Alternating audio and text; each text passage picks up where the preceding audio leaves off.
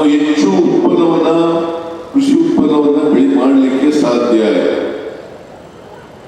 ಈ ವರ್ಷ 25-26ನೇ ವರ್ಷ ಕೂಡ ಹವಾಮಾನ ಇಲಾಖೆಯವರು ಒಳ್ಳೆ ಮಳೆ ಬೆಳೆ ಬರುತ್ತದೆ ಅಂತಕ್ಕಂಥ ಮುನ್ಸೂಚನೆಯನ್ನ ಕೊಟ್ಟಿದ್ದಾರೆ. ಅದರಿಂದ 25-26ನೇ ವರ್ಷದಲ್ಲೂ ಕೂಡ ನಮಗೆ ಉತ್ತಮ ರೀತಿಯಲ್ಲಿ ಮಳೆ ಬೆಳೆ ಆಗಿ ರೈತರು ಮುಖದಲ್ಲಿ ಮಂದಹಾಸವನ್ನು ಕಾಣಲಿಕ್ಕೆ ಸಾಧ್ಯ ಆಗ್ತದೆ ಅಂತಕ್ಕಂಥ ಮಾತುಗಳನ್ನು ಹೇಳಲಿಕ್ಕೆ ಬಯಸ್ತಾ ಇದ್ದೆ. ಹೀಗೆ ಇವತ್ತು 440 ಕೋಟಿ ರೂಪಾಯಿಗಳನ್ನ ಒಂದೇ ಕ್ಷೇತ್ರದಲ್ಲಿ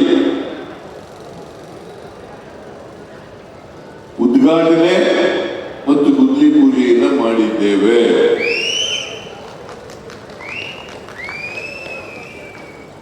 ವಿರೋಧ ಪಕ್ಷದವರು ಹೇಳ್ತಾರೆ ಸಿದ್ದರಾಮಯ್ಯ ಸರ್ಕಾರ ಪಾಪರ್ ಆಗುತ್ತದೆ, ದಿವಾಳಿ ಆಗುತ್ತದೆ, ಖಜಾನೆ ಖಾಲಿ ಆಗುತ್ತದೆ. ಯೋಚನೆ ಮಾಡಬೇಕು. ಈ ಬಿಜೆಪಿಯವರು JDS-ನವರು ಇದಾರಲ್ಲ, ಇವರಿಗೆ ಮಾನ ಮರ್ಯಾದೆ ಏನಾದ್ರು ಇದ್ರೆ ಸುಳ್ಳು ಹೇಳೋದನ್ನ ಬಿಡಬೇಕು. ಖಜಾನೆ ಖಾಲಿ ಆಗಿದ್ದಾರೆ, ನಾವು ಪಾಪರ್ ಆಗಿದ್ದಾರೆ. 440 ಕೋಟಿ ರೂಪಾಯಿಗಳ ಒಂದೇ ಕ್ಷೇತ್ರದಲ್ಲಿ ಶಂಕುಸ್ಥಾಪನೆ ಉದ್ಘಾಟನೆ ಮಾಡಕ್ ಕಾಯ್ತಾ ಇದ್ದ. ಇದನ್ನು ನೀವು ಅರ್ಥ ಮಾಡ್ಕೋಬೇಕಾಗ್ತದೆ. ಕಾಂಗ್ರೆಸ್ ಸರ್ಕಾರ ಇದೆಯಲ್ಲ, ನಾವು ನುಡಿದಂತೆ ನಡೆಯುವರು. ಏನ್ ಮಾತು ಕೊಟ್ಟಿರ್ತೀವಿ ಚುನಾವಣಾ ಸಂದರ್ಭದಲ್ಲಿ ಅದನ್ನ ಚಾಚೂ ತಪ್ಪದೆ ಯಾರಿಗೆ ಕೊಡ್ತಕ್ಕಂಥ ಕೆಲಸವನ್ನು ಮಾಡ್ತೇವೆ. ನಾವು ಅಭಿವೃದ್ಧಿ ಕೆಲಸಗಳಿಗೆ ಹಣನೂ ಕೂಡ ಕೊಟ್ಟಿದ್ದೇವೆ.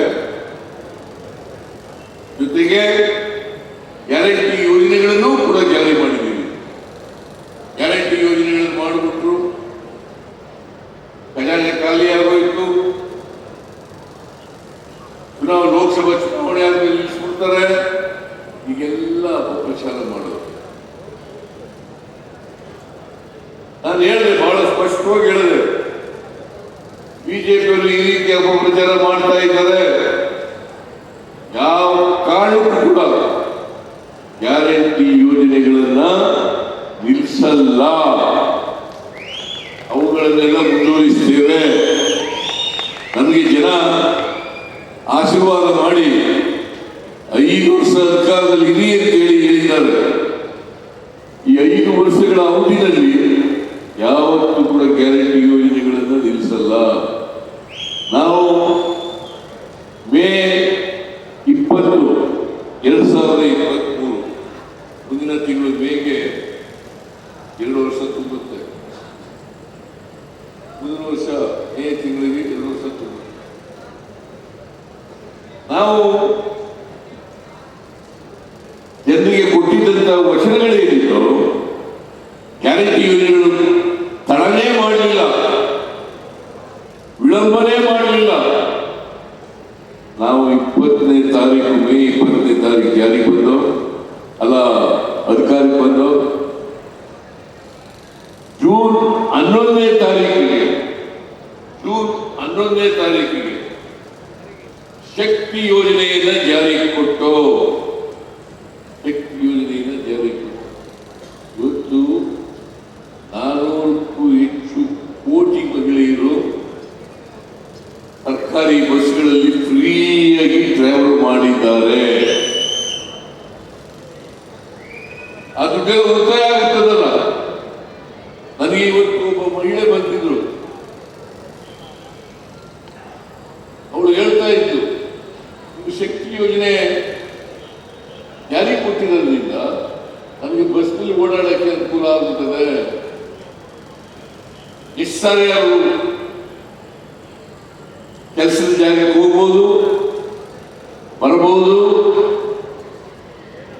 ಮತ್ತೆ ಬೇರೆ ಬೇರೆ ಜಾಗಗಳಿಗೆಲ್ಲ ಹೋಗ್ಲಿಕ್ಕೆ ಸಾಧ್ಯ ಆಗ್ತದೆ, ಪ್ರವಾಸೋದ್ಯಮ ಮಾಡಲಿಕ್ಕೆ ಸಾಧ್ಯ ಆಗ್ತದೆ, ದೇವಸ್ಥಾನಗಳನ್ನು ಮಾಡಲಿಕ್ಕೆ ಸಾಧ್ಯ ಆಗ್ತದೆ. ಆ ದುಡ್ಡೆಲ್ಲ ಉಳಿತಾಯ ಆಯ್ತದೆ. ನಿಮ್ಗೆ ಉಳಿತಾಯ ಆಗುತ್ತೆ ಇಲ್ಲ? ಹೆಣ್ಮಕ್ಳು ಜಾಸ್ತಿ ಬಂದಿಲ್ಲ ಇಲ್ಲಿ. ಈ ಗಂಡು ಮಕ್ಕಳಿಗೆ ಪುಕ್ಕಡಿ ಮಾಡಿಲ್ಲ ನಾವು, ಬರೀ ಹೆಣ್ಮಕ್ಳು ಮಾತ್ರ ಮಾಡಿರೋದು. ಏನ್ರಮ್ಮ,